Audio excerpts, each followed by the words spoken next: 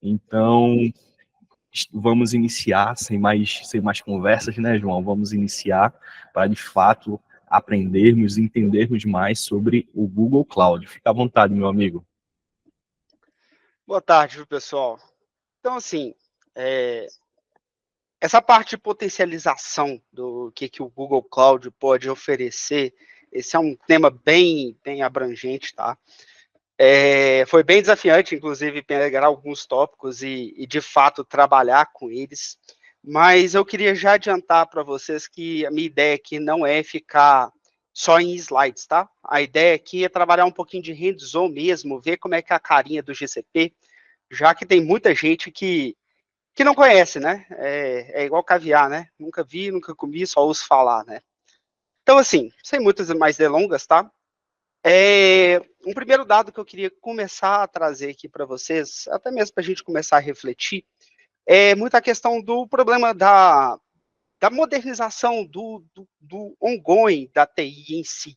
A gente acaba que a gente se pega muito mais gastando nosso tempo mantendo os serviços que hoje já existem e às vezes, muitas vezes, são serviços legados, do que de fato inovando. E assim, quando a gente olha no mercado, a gente sabe que é um mercado extremamente agressivo, pedindo novas features todo dia, o tempo todo, toda hora lançando novas tecnologias, e a gente precisa melhorar o nosso produto em si. Então, para começar, eu queria só relembrar aqui um pouquinho da questão da filosofia do Google, tá? Que é acelerar a capacidade de cada organização de se transformar digitalmente e reimaginar seus negócios por meio da inovação baseada em dados. E nisso, a gente vai sempre pensar agora, quando eu queria que vocês tivessem na cabeça um pouquinho disso, que o que o Google ele consegue trazer, tanto de produtos de base, quanto já produtos montados que a gente pode integrar no nosso ambiente, tá?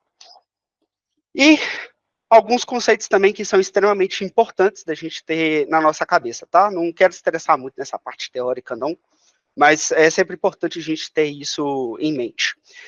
A gente tem que lembrar que a segurança ela é feita em camadas, então, dependendo do que a gente for ter e do que a gente for implementar no nosso ambiente, a gente tem que olhar os diversos aspectos, seja network, seja identidade, seja, de fato, segurança de hardware, operação, data ou serviços.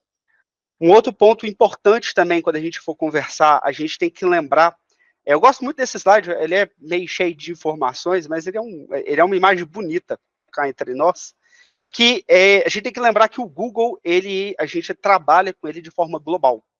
Então, assim, além dele ter data centers espalhados pelo mundo inteiro, os cabos deles, toda a conversa dentro dele acontece pelos cabos proprietários do Google.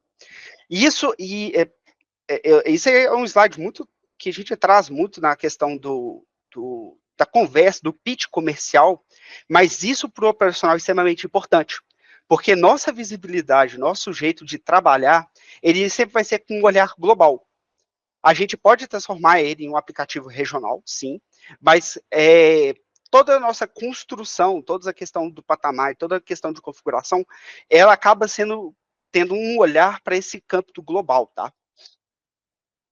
Um outro ponto também extremamente importante que a gente tem que levar em conceito é que o Google Cloud, assim como o Google Space, ele tem a pegada colaborativa, e não só colaborativa, como ela tem uma questão hierárquica. A gente pode fazer uma construção de tanto níveis de onde é que nossos recursos estão, e aí aqui são os 3 elementos, tá, pessoal? Que é a organização, que normalmente é definida pelo domínio da empresa, as diversas pastas que a gente pode ter, e aí existem várias arquiteturas de organização disso, e os projetos em Google, que é de fato onde que nós vamos trabalhar, é onde que vai ter todos os recursos criados. E um último ponto, não menos importante, a gente sempre tem que lembrar que quando a gente está fazendo esse tipo de contratação, a gente tem que entender que tipo de produto que nós estamos contratando, principalmente para entender qual que é o nível de responsabilidade que a gente tem. Toda a segurança ela é feita de forma compartilhada. Então, se a gente for procurar recursos que eles de fato são mais, que eles são de base, que aí a gente está pensando em questão de servidor, etc., a gente está pensando numa matriz de compatibilidade em que o Google vai ter uma parte da responsabilidade e nós, da TI, vamos ter outra responsabilidade. Se a gente estiver indo para serviços que a gente chama de PaaS, nesse quantitativo de responsabilidade, ele varia, sendo que o Google ele consegue absorver muito mais coisa até o SaaS. E aí, lembrando, quanto mais no caminho do SaaS, menos customizável é, quanto mais no caminho do PaaS, mais customizável é. Mas aí tem esse trade-off, né? Entre responsabilidades e customização. Alguém levantou a mão? Alguém quer perguntar alguma coisa? Curiosidade aqui. João, eu acredito que foi por engano, tá? Ah, perfeito. E aí, acabou de teoria, tá, pessoal? E aí eu queria trazer duas frases que são muito comuns, tá? Que é, de fato, o Infra-Modernization e o App-Modernization. Quando a gente estiver falando projetos de Infra-Modernization, basicamente a gente está pensando em pegar um pedaço do seu workload, ou workload completamente, e mudar ele de plataforma para algo parecido. E quando a gente está pensando em App Modernization, a gente está pensando em fazer fugiu a palavra, hein? Uma reestruturação total ou parcial do seu aplicativo. Seja ele melhorando alguma tecnologia, seja ele de fato trocando uma tecnologia. Do tipo, sei lá, eu tenho um monolito hoje e vou passar ele para uma arquitetura Kubernetes. Então, assim, são os dois tipos de projetos, normalmente a gente se vê, tá? Existem vários outros também, que tem o Data Modernization, Data, etc. Mas hoje eu queria focar muito nesses dois grandes macro types de projetos, tá? E, por fim, para nossa alegria, acabou slides, tá? Eu queria agora passar por um pouquinho do hands-on. E aí aqui eu vou até pedir licença para vocês, que eu gostaria de compartilhar a minha tela. Que a ideia a gente vai ter várias trocas de telas.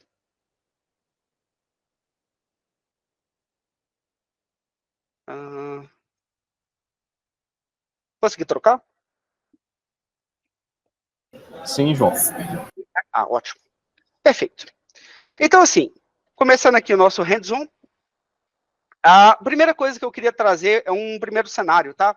Que normalmente é o cenário de start, em que a gente tem um workload dentro de casa, uma maquininha virtual que a gente quer levar para a nuvem para ter essa experiência, tá? E aí aqui, para quem não conhece, tá? Esse símbolozinho aqui é do Compute Engine e ele é o serviço do Google para virtualização de máquinas. Para quem também não conhece a visualização do console, tá? Esse aqui é o console do Google Cloud. Ele tem essa telinha de apresentação. E dentro aqui a gente vai percorrer por vários produtos. Dentro da primeira arquitetura proposta, a gente pode navegar tanto pela questão de network, que aí a gente vai olhar firewalls, etc. Mas, de fato, a gente vai começar a olhar as máquinas virtuais. Um primeiro elemento aqui que eu comentei na apresentação já, tá? Como é que é aquela questão da hierarquia. A gente tem um domínio aqui, que é o nosso laboratório, que normalmente é o nosso playground técnico aqui dentro da Safetec, tá? E a gente vai criando várias pastas e subpastas, e dentro dessas pastas e subpastas a gente vai criando alguns projetos. Dentro da nossa divisão, a gente costuma criar para cada persona que executa laboratório uma pasta, dedicada a ele, e dentro dessa pasta vocês podem ver que a gente vai começando a criar alguns projetos. Eu mesmo tenho alguns, para cada tipo de laboratório que eu executo, eu tenho um tipo de projeto. Mas, de toda forma, entrando para a carinha do Compute Engine, para quem nunca viu o console, Compute Engine, como já dito, é uma máquina virtual. Aqui você vai fazer meramente uma contratação e uma configuração do que você deseja como máquina virtual. Seja qual que é o tamanho da máquina que você vai querer, uma E2 médium, no caso aqui é uma 2.4, 2 vCPU, 4 de memória. A gente pode definir como é que vai ser os NICs de network, discos, etc. Aqui, qual é o sistema operacional que a gente vai trabalhar dentro da máquina. Aqui nenhuma novidade, tá? O grande ponto que a gente começa a ter em questão de simplicidade, quando a gente está fazendo esse tipo de contratação no Google Cloud, é que, de fato, a gente ganha um botãozinho aqui de SSH. sem eu precisar ter que configurar aqui um baixa host ou algum tipo de conexão. Eu consigo fazer a transferência de key, uma transferência de key já de forma segura, de acordo com o meu permissionamento dentro do projeto, e consigo fazer login dentro da máquina. Vocês vão ver que aqui eu estou carregando aqui a minha máquina virtual, tá? Ele vai aqui, ó, tá vendo essa janelinha que ele abriu? Ele está verificando qual que é o meu nível de permissionamento no Google Cloud. Então, tem 2 steps de configuração. O primeiro é o login do SO, e o segundo step de configuração, que é, de fato, quais são os permissionamentos do Google Cloud. E aqui, para quem já conhece, quem é do mundo, né, sabe que nada mais nada menos que eu estou numa maquininhazinha Linux aqui. Que aí eu posso fazer posso instalar o que eu precisar aqui, sei lá, posso dar aqui um apt install Postgres SQL, por exemplo, instalo. No caso, já está instalado aqui o Postgres, eu posso fazer instalações, etc., com uma máquina virtual. Aqui é o máximo da customização. E, para esse laboratório, eu tive a iniciativa de já instalar um Apachezinho nele. HTML. Eu já criei aqui um arquivozinho, esse arquivozinho index, que nada mais, nada menos que é uma página web.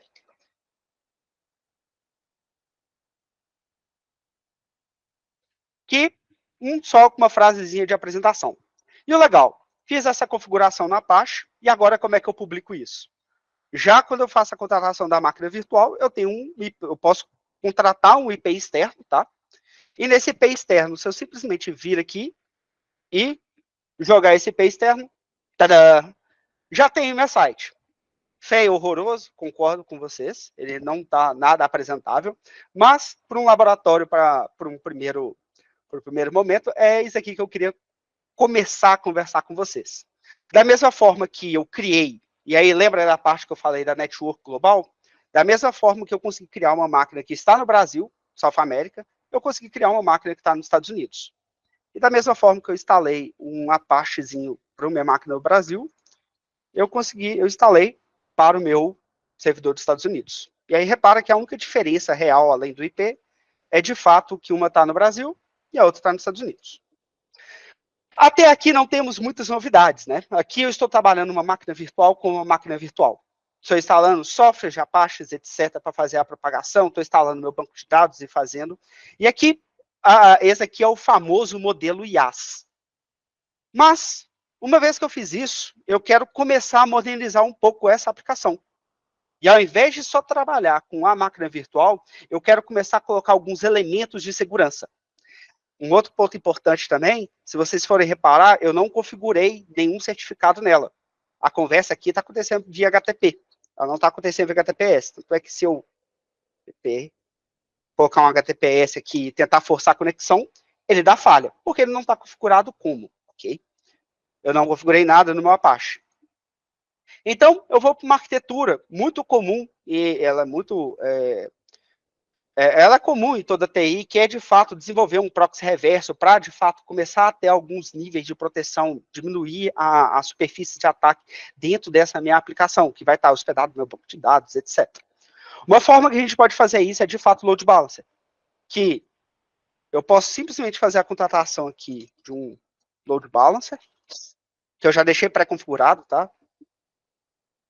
E aí, elementos interessantes, importantes, que começam a simplificar o lado de quem trabalha na TI. Eu posso, dentro da minha configuração do meu load balancer, já configurar a questão do redirecionamento de HTTP para HTTPS.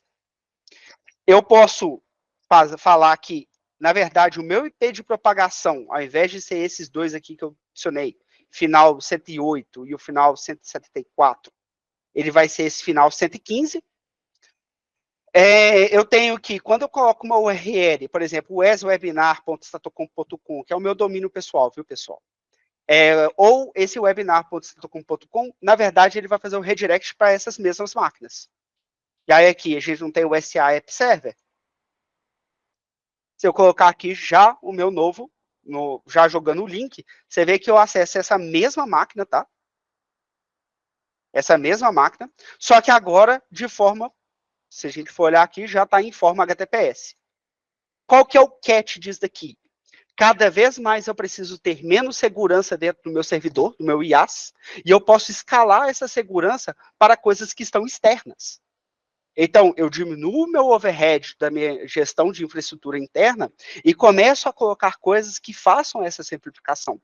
E aí, não só como isso, como aqui, por exemplo, um outro ponto da parte da colaboração, e aí voltando para aquela parte lá da arquitetura hierárquica, a gente pode, por exemplo, contratar aqui um Cloud DNS,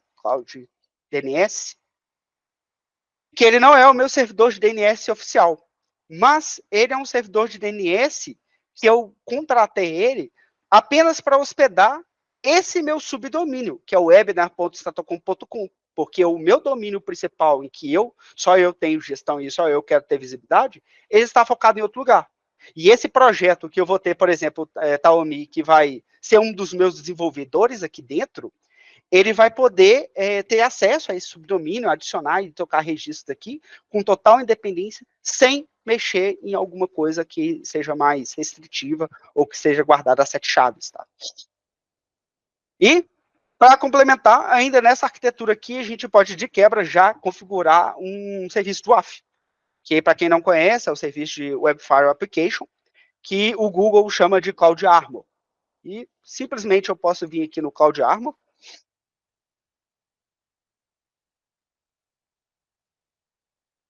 Cloud Armor Pods. E aí aqui, da mesma forma que eu configuraria, sei lá, um firewall de borda, tipo Fortinet, Palo Alto, ou algum dos preferidos aí, aqui eu posso simplesmente estabelecer algumas regras que meu servidor pode ou não ser acessado. Nesse caso aqui, eu já deixei, é uma regra padrão, qualquer IP acessa, mas eu posso facilmente colocar aqui uma regra que coisas fora do Brasil não podem acessar meu servidor. Então, como é que começa a ser essa parte de inframodernization? Você começa a colocar elementos fora da sua aplicação, coisas que você não precisa gerenciar de fato. Isso aqui todo, por exemplo, o Cloud Armor, o Load Balancer, todos isso são produtos SaaS que estão implementados no seu servidor, que você hospeda a sua aplicação, seu workload, e faz a segurança sem você precisar de fazer muita gestão, tá? Então, esse é um primeiro cenário de modernização. E aqui, até aqui, a gente está indo uma coisa muito simples. Aqui, agora na versão V2, eu já quero propor algo um pouco mais ousado.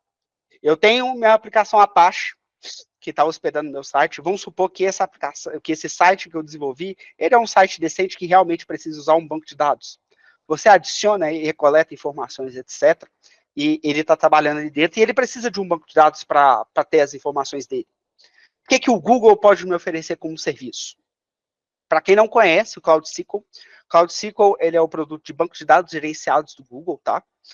E que ele, basicamente, você faz a contratação de um cluster SQL, você pode escolher qual versão, qual o tipo de engine que vai rodar lá dentro, se é o Postgres, MySQL ou o próprio o Microsoft SQL Server, tá?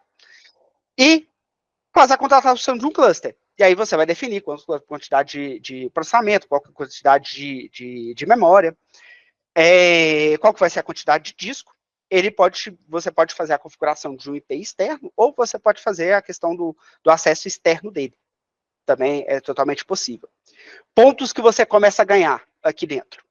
Primeiro que você já tem, de forma automática, o System Insights, que ele vai conseguir olhar para toda a questão do como o banco está trabalhando ao longo do tempo, tá? E quais são os picos de processamento, quais que não são, como é que está a questão da utilização de disco, utilização de memória, e a gente pode configurar alarmes. Já te entrega uma série de dashboards que você pode começar a monitorar e entender o desempenho. Da mesma forma, para quem é DBA, existe o Query Insights, que ele é a mão na roda para quem tem que fazer melhoria de query, que ele já começa a falar quais são as suas queries favoritas que estão rodando dentro do seu banco de dados, qual é o tempo de execução de cada uma deles e quantas vezes estão sendo executados, ok? Então, assim, para quem precisa fazer a adequação de desempenho de banco de dados, ele já começa a te entregar uma série de informações. E a melhor parte, tá?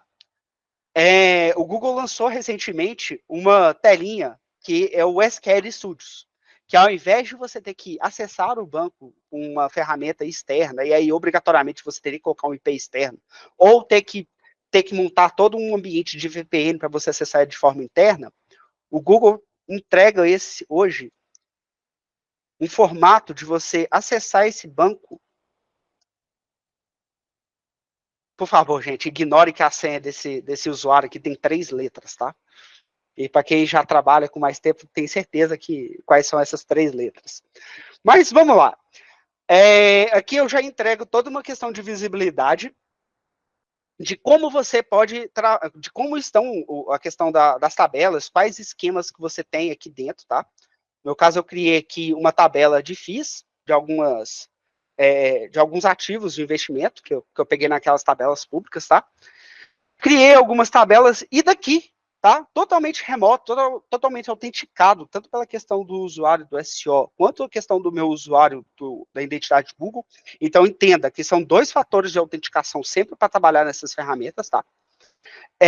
Eu consigo acessar esse banco e executar queries, tanto criar tabelas, quanto puxar algum select, etc. E algumas ferramentas que começam a ser, que são novidades no mercado aí, todo mundo conhece aí o produto de IA do Google, que é o Gemini. E o Gemini já está incluso aqui dentro, tá? Ele é uma API que você habilita, e você, se você não é um cara muito assíduo na questão de query de banco de dados, você pode chegar e perguntar para ele, assim, putz, gostaria de resgatar os dados da tabela FIS V1. E aí ele já me sugere aqui como é que eu posso fazer esse resgate. Eu posso rodar aqui a run, posso rodar, e eu vejo já como é que está aqui minha tabelinha de dados, como é que estão os meus dados aqui, etc. E aí, como uma ferramenta externa, para quem é DBA já conseguiu operacionar, e quando você vai, de fato, levar para uma aplicação e fazer toda aquela conversa, a conversa vai ser igual, vai ser por IP interno, ou um redirecionamento do IP interno para um DNS, e você vai começar a colocar esse tipo de query. Não só como esse modelo de pergunta, mas como também, ontem eu estava fazendo algumas brincadeiras, e ontem ele fez uma sugestão, não sei se eu vou conseguir hoje, porque vai ser meio na sorte, né? Tá vendo que ele já começa a me sugerir coisas que eu posso fazer? Select from FIS F1. Isso aqui que ele me sugeriu. Olha que interessante, pessoal. A própria IA, ele já me sugeriu um join entre 2 tabelas. E não só como ele sugeriu o join entre 2 tabelas, como ele percebeu que esse campo código e esse campo papel entre as duas é o mesmo dado. Então, a própria IA já está me sugerindo como é que eu posso fazer alguns joins, fazendo sugestões, e eu simplesmente posso dar aqui claro, né? Quando a gente faz as coisas ao vivo, alguma coisa tem que dar errado, né? É porque tá fiz a tabela. É claro que tinha que dar errado. Eu coloquei esse join aqui em algum lugar. Mas ele consegue já começar a me sugerir algumas coisas para eu começar a fazer essa agregação de dados e essa junção de dados. E isso tudo, assim, já embutido nesse interfaceamento. Não mais a gente... Então, assim, a gente já está pensando em um nível de produto em que a gente não precisa mais gerenciar a questão da instância do banco de dados, isso já está de forma gerenciada. Eu não preciso mais pensar... eu posso ter agora 2 níveis de níveis de acesso, uma coisa que é muito comum, a gente criar alguns usuários de banco para aplicação, mas existem os usuários de banco, dos próprios DBAs. Então, assim, eu tenho o usuário do banco, de fato, mas eu posso pensar que se eu precisar fazer alguma restrição daquele usuário, eu tenho o meu próprio usuário do Google Workspace para fazer essa gestão também, para minar o permissionamento ou não. E uma ferramenta completamente online, em que você não precisa se preocupar com a parte da gestão de segurança de acesso. O próprio Google está fazendo isso por vocês. Já integrado com o IA, tá? Então, isso aqui já começa a ser um segundo step de modernização. Aqui eu não tenho muita coisa elaborada, não. Mas isso aqui é uma mão na roda para DBA, principalmente. Para quem tem que fazer esse trabalho do dia a dia. Então, assim, já fomos aqui de um cenário que era uma única máquina virtual para alguns elementos bem interessantes. Tô doido para passar para o próximo também é legal. Para já alguns elementos bem interessantes, em que a nossa parte de dados ele está segregada. Então, se isso daqui for aplicativos que são stateless, eu já começo a ter uma arquitetura capaz de escalar, de fazer o escalamento para cima e para baixo. Eu tenho já um provisionamento de recursos que vão melhorar a minha segurança de propagação para a internet, tá? E não para por aí. A gente pode começar a trabalhar também formatos de pipeline de dados. Pô, eu tenho agora a minha área de BI que a gente está começando a montar na empresa e eles precisam acessar aqueles dados e não pode comprometer a aplicação principal. Eu não posso deixar o pessoal de BI rodando query lá de forma indefinida para não atrapalhar a questão do desempenho. Como é que a gente faz? A gente começa a passar para outras arquiteturas em que a gente faz o ETL, né? A extração dos dados, a transformação e a reposição e a colocação dele em algum local em que você possa consumir para a galera de BI. Para quem é de BI, conhece muito bem as tecnologias do DW, né? O Data Warehouse, que ele está aqui sendo representado pelo BigQuery. Da mesma forma que a gente tem esse cara aqui, que é o DataStream. O DataStream nada mais, nada menos que ele é um coletor de dados para vários engines de banco de dados, o MySQL, o Postgres, o SQL Server, inclusive o Oracle, ele tem capacidade de extrair os dados, e ele tem capacidade de jogar tanto na questão do Cloud Storage, quanto do DW. Se eu jogar no Cloud Storage, eu posso montar um pipeline decente de dados em que eu faço uma transformação, por exemplo, esses joins que eu estava fazendo no banco de dados, ao invés de jogar para o banco de dados, eu posso colocar em um pipeline de ETL, de transformação, ocultamento de dados, etc. Rodar um DLP, Data Loss Prevention, para quem conhece. E carregar esses dados dentro do BigQuery, que ele vai ser a ferramenta de Data Warehouse. E aí, para quem conhece, tá? O DataStream, o DataStream é esse cara aqui, que ele nada mais, nada menos que é bem simples a configuração dele, em que a gente vai só definir quem são os profiles, de onde que vai coletar, e aonde que vai ser o destino que você vai armazenar. Nesse caso aqui eu joguei para o Cloud Storage, eu tinha um para o BigQuery também, mas eu tive que deletar, que estava topando de log meu banco.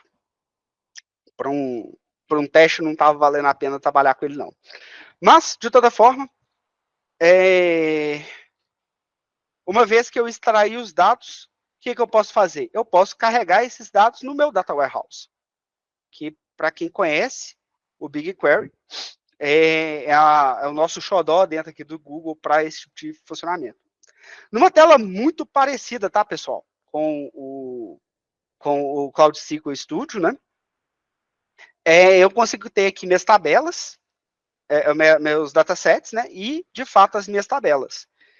E olha que interessante, aqui eu já tenho essas tabelas, esse payload aqui é exatamente aqueles campos que eu tinha lá no meu Cloud SQL. E aí, quando eu fiz a extração ele pelo DataStream, ele me colocou essa série de outros campos aqui e já adicionou. Para fazer essas ingestões, já consegue fazer de forma automática, ou a gente consegue dar um create table aqui, por exemplo, e já pegar um arquivo, no caso eu fiz um JSON, nesse meu storage aqui. E o DataStream, ele já consegue gerar um arquivo aqui, de pasta. Já consegue gerar esse arquivo, e olha que interessante, ele já consegue fazer o inclusive, webinar, 3. ele já consegue fazer o autodetect dos esquemas. Não mais eu preciso dedicar, já que eu dei um arquivo pronto, ele já lê quais são esses arquivos aqui, detecta quais são os campos que eu vou precisar, e com um simples create table, ele já cria aqui a minha tabelinha, já com aqueles dados da importação do Cloud Storage.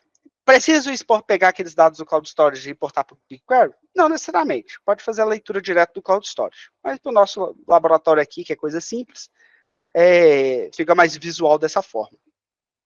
E da mesma forma que eu posso trabalhar e rodar queries dentro do Cloud Storage, desculpa, do Cloud SQL, eu posso rodar aqui dentro do BigQuery. Só que com a diferença que não mais aqui eu faço contratação de uma máquina virtual, tá? Isso aqui é um SaaS do Google.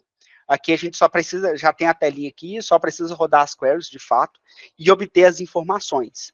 E aí, eu queria aquele mesmo join que eu rodei lá, eu estou rodando aqui. Ele já me fala quantos dados que eu estou processando, já fiz os apontamentos para as tabelas certas, ok? E aí ele já me entrega aqui a resposta do tabelamento para tanto inserir em aplicação quanto inserir em dashboard.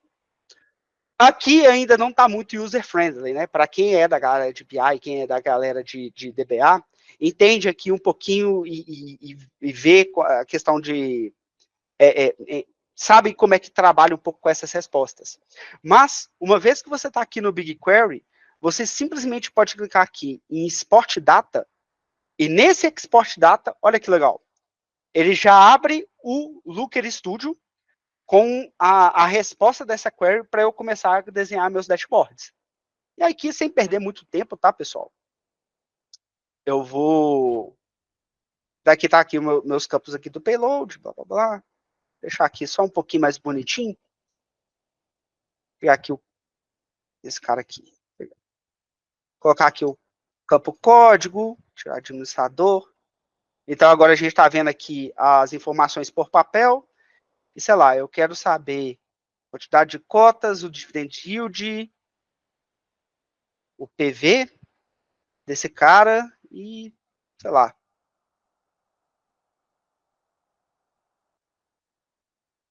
E o preço da cota. E você já vai gerando os dashboards aqui, você pode alterar o gráfico, tá? Acredito que muitos de vocês já viram alguns webinars sobre o Looker Studio, eu não quero gastar muito tempo aqui dentro.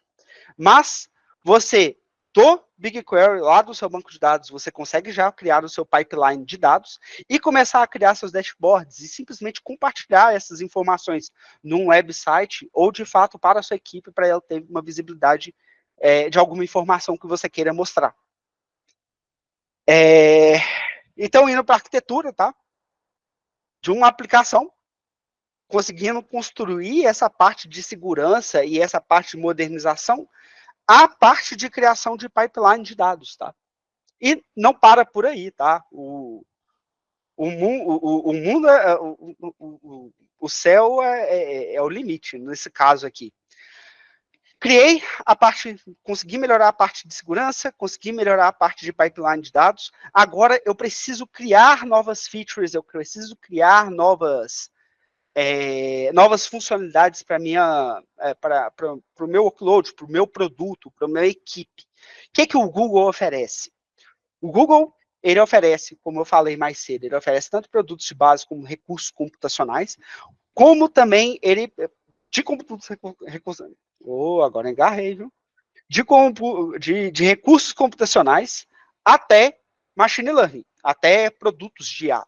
Então, assim, eu posso, por exemplo, contratar o Cloud Run, que ele nada mais, nada menos que ele é um container que eu posso desenvolver uma API. Ah, sei lá, eu preciso que tenha uma funcionalidade que toda vez que um usuário fizer um cadastro, ele chame tal integração com o meu Salesforce para enviar alguma mensagem para ele ou para abrir uma oportunidade. As possibilidades são infinitas aqui. Como eu também posso pegar produtos prontos, por exemplo, Document AI, que ele é um OCR, que você pode fazer uploads de PDFs e extrair os dados daquele PDF. como também eu posso criar agentes de bot, de chatbot, que você pode integrar, até, de fato, você fazer uma contratação de um modelo pré-treinado, como customizar um modelo de ponta a ponta para algum tipo de aprendizado de máquina, tá? O Google oferece isso tudo. Então, se a gente tiver, por exemplo, passando aqui para a questão das APIs, que é o Cloud Run, para quem não conhece, dá um live aqui. O Cloud Run nada mais nada menos que eu posso simplesmente vir aqui criar. Eu vou selecionar aqui uma imagem de um tipo de container que já tem a funcionalidade, que já tem a API, que tem as funcionalidades que eu preciso. Vou selecionar ele, construir, passar as informações básicas, definir qual que é o mínimo de instâncias, o número mínimo e máximo de instâncias que eu quero que se escale. Algumas configurações de network, tamanho da máquina que vai hospedar essa API. E o produto disso é já um recurso computacional pronto para você, com uma URL que você pode simplesmente clicar nela e essa API ser chamada. No caso aqui é uma página web, mas poderia ser, por exemplo, uma automação ou uma API de fato. Você vê que as APIs prontas do Google, as imagens prontas do Google são muito mais bonitas que a minha, né? Mas os caras são bons, os caras sabem fazer o que eles precisam.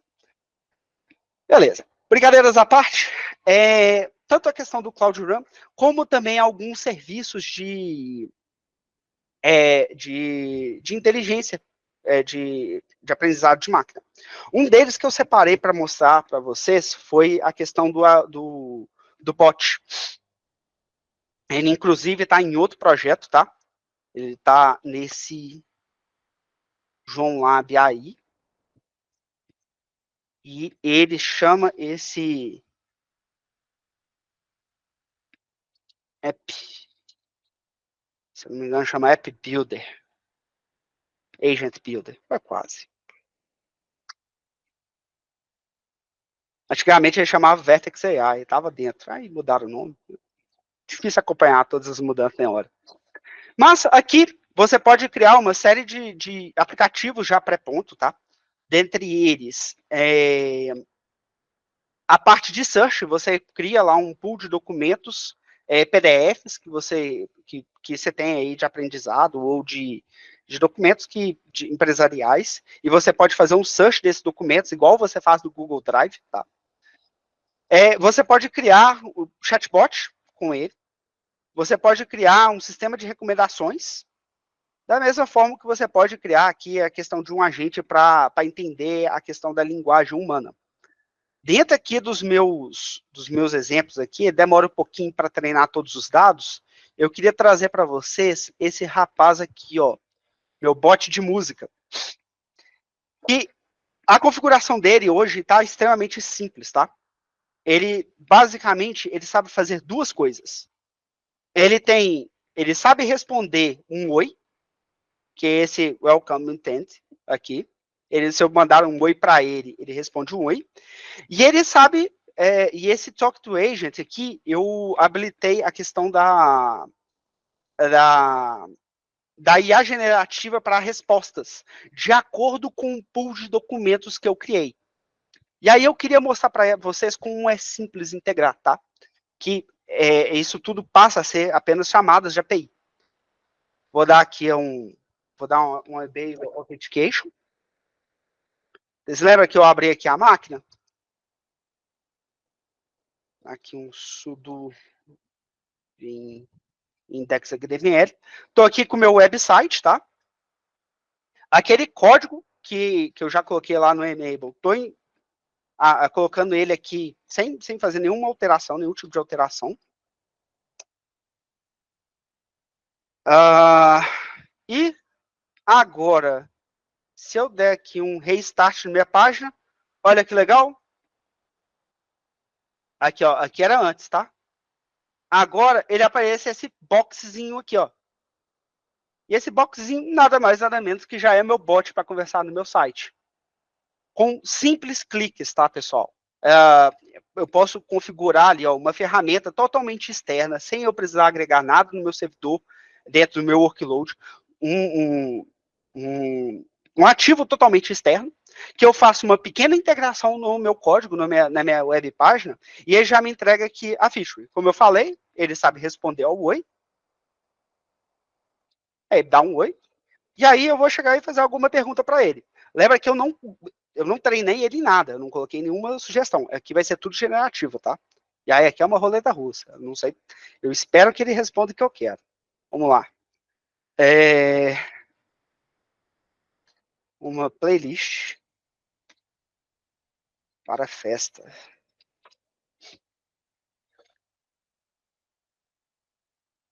E aí, olha que legal. Ele normalmente dá uma outra resposta. Show.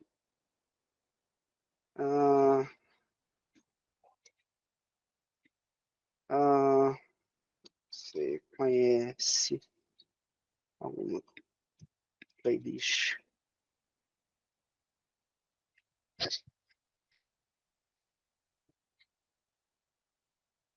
Ah, agora sim. Olha que legal.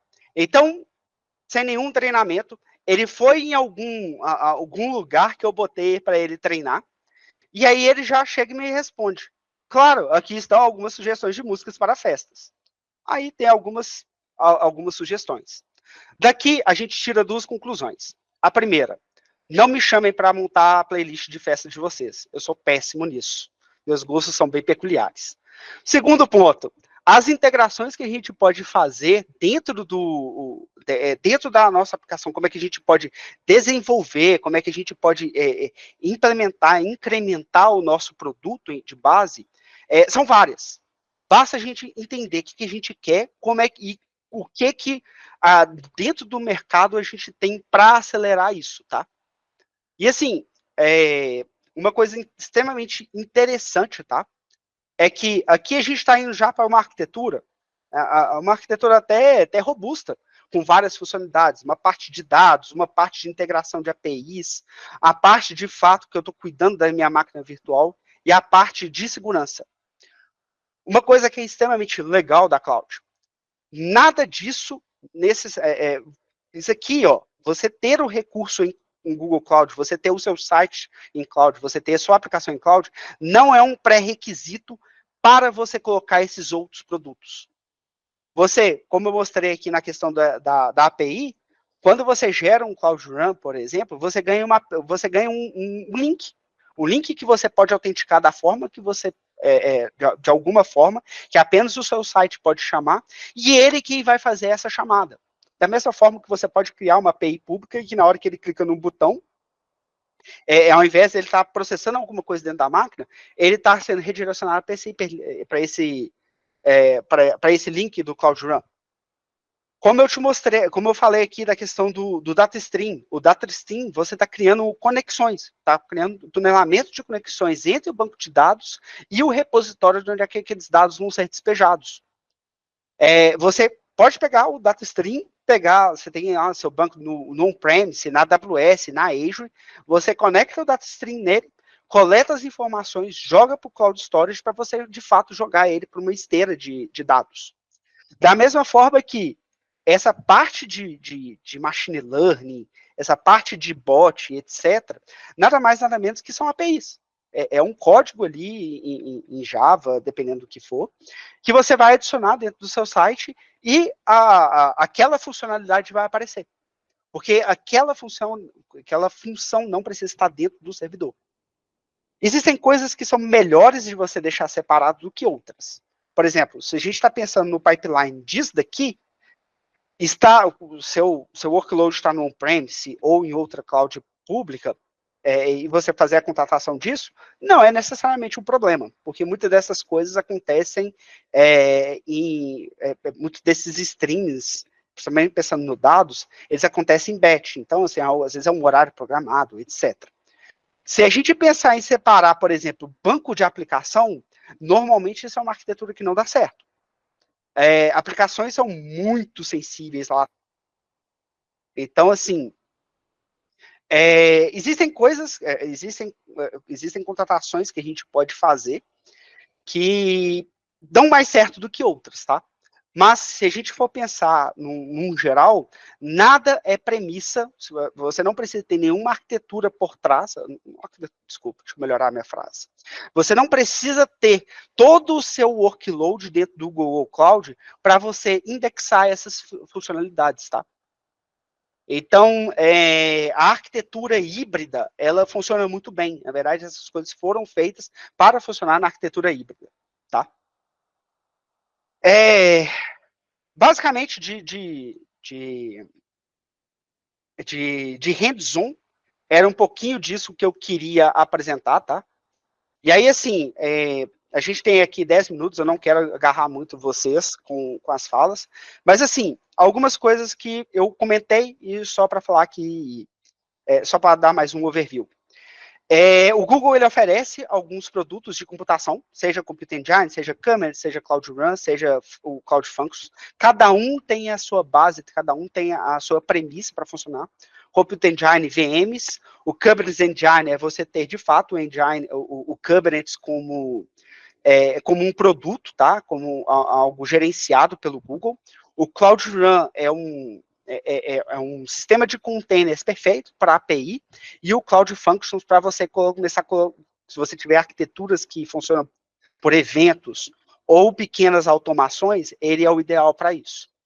Da mesma forma que o Google tem um repertório grande de questão de banco de dados, seja o Memory Store para banco de memória, seja o Cloud SQL para banco relacional, o AlloyDB, ele é um modo turbo do Postgres, em questão de desempenho de query. O Spanner, ele é o banco relacional global, caso você tenha uma aplicação que precise trabalhar com o mesmo banco de dados em múltiplas regiões, o Spanner faz essa redundância de dados para você. Da mesma forma que você pode trabalhar com um banco de chaves, muito, muito famoso para IoT, da mesma forma que tem o Data Warehouse, que é o BigQuery. Muita gente me odeia esse slide, eu particularmente adoro ele é cheio de informações, ele é assustador para as pessoas que olham, mas ele traz uma representação muito boa de da maioria das features de segurança que o Google oferece, do tamanho do portfólio. Prometo para vocês, minha intenção, não, já estou falando aqui na cabeça de vocês, tem 50 minutos sem parar, né? Não vou passar por um. Mas a ideia é mostrar a questão de portfólio de segurança. Seja ele para o que você precisar. Eu preciso ter IDS na minha rede, eu preciso ter visibilidade de controle de ativos, eu preciso ter questão de DDoS. O Google tem uma série de produtos para isso. Da mesma forma que o Google tem uma série de produtos para essa área de inteligência artificial.